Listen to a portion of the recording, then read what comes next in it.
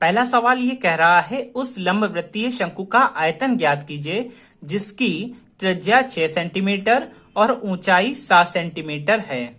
और दूसरा इसी का पार्ट दिया गया है जिसकी त्रिज्या 3.5 सेंटीमीटर और ऊंचाई 12 सेंटीमीटर है।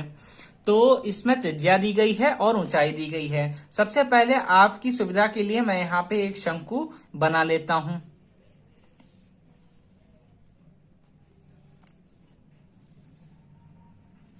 यहाँ पे इसकी त्रिज्या दी गई है। पहले सवाल को हम पहले हल करते हैं। पहला पार्ट, इसकी त्रिज्या दी गई है 6 सेंटीमीटर और ऊंचाई दी गई है 7 सेंटीमीटर, यानी कि R का मान दिया गया है 6 सेंटीमीटर और H का मान दिया गया है 7 सेंटीमीटर। अभी अभी हमने सूत्र पढ़ा है कि शंकु के आयतन का सूत्र 1/3 पाई R स्क्वायर H होता है। तो इसी सूत्र को लगा देते हैं। शंकु का आयतन बराबर 1/3 पाई R स्क्वायर H। यहाँ पे पहले ही बात कह दी गई है कि जब तक अन्यथा ना कहा जाए पाई का मान 22/7 ही लीजिए। तो यहाँ पे हम पाई का मान 22/7 ही लेंगे। 1/3 गुणे 22/7 गुणे R का स्क्वायर यानी कि 6 का स्क्वायर, तो 6 का स्क्वायर हो गया, गुणे H यानी कि ऐसे ही आ जाएगा 7। अब इसी को हम लोग हल कर लेते हैं। 7 से 7 कट गया। फिर उसके बाद में जब इसको 6 संग 36 हो जाएगा और 3 से इसको भाग कर देंगे। जब आप इसको पूरी तरह से हल कर लेंगे तो हमारा आंसर आ जाएगा 264 सेंटीमीटर क्यूब, क्योंकि किसी भी आयतन को हमेशा मात्रक के क्यूब लगाकर लिखा जाता है।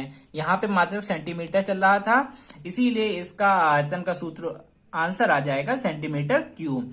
यदि ये मीटर में चल रहा होता तो मीटर क्यूब आ जाता। किसी भी आयतन को मात्रक पे क्यूब लगाकर ही लिखा जाता है। इस तरह से पहले सवाल का पहला पार्ट हल हो गया।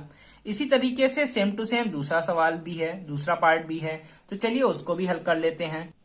तो सेकंड पार्ट हमारा कह रहा है कि R दिया गया है 3.5 सेंटीमीटर और H यानी कि ऊंचाई दी गई है 12 सेंटीमीटर।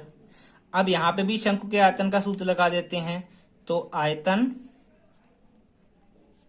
बराबर 1/3 पाई R स्क्वायर H। अब 1/3 ऐसे ही रहेगा।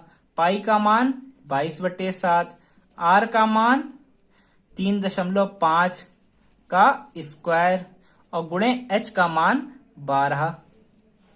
इस तरह से ये आ गया। अब इसको हम लोग हल कर लेते हैं।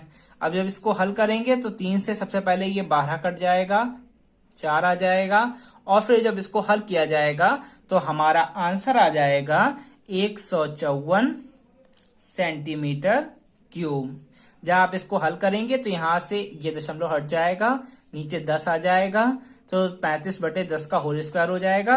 और इसको जब हल किया जाएगा तो 22/7 इस तरह से रहेगा और 35/10 गुणे 35/10 और 4 वो 12 वाला जो कटा था उसका 4। और जब इसको यहां से काट के हल करेंगे तो हमारा आंसर 154 सेंटीमीटर क्यूब आ जाएगा। इस तरह से ये दोनों सवाल पहले पार्ट के हल हो गए। आपको हमारे पढ़ाने का तरीका और समझाने का तरीका अच्छे से समझ में आ रहा है तो आप हमारे चैनल को लाइक करें, सब्सक्राइब करें और शेयर करें और ज्यादा से ज्यादा कमेंट करके अच्छे से प्रोत्साहन देके, अपनी राय देके हमारे चैनल को आगे बढ़ाने में हमारी सहायता करें। Thank you.